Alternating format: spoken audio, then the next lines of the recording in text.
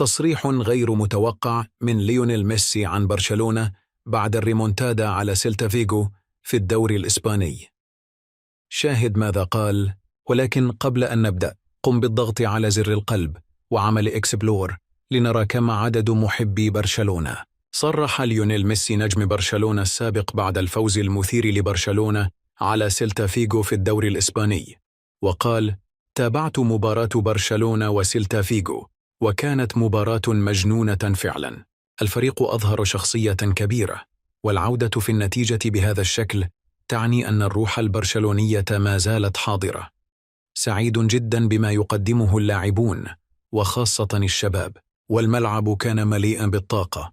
برشلونة سيبقى دائما في قلبي، وكل مرة أشاهدهم يقاتل بهذا الشكل أشعر بالفخر. رؤية الجماهير تهتف بهذا الشغف أعادت إلى ذاكرتي أجمل لحظاتي في كامب نو، وجعلتني أزداد شوقا لأيامي في برشلونة.